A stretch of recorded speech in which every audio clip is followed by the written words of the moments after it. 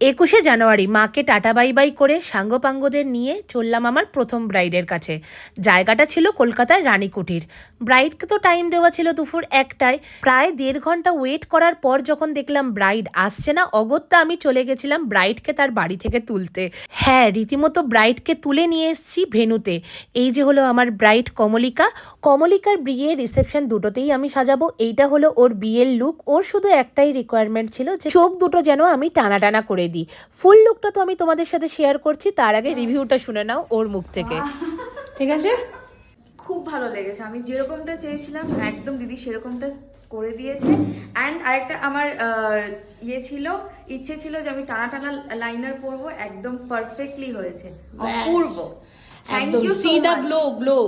কোনো রকম কোনো এডিট নেই, জাস্ট ফেসের গ্লোটা দেখো।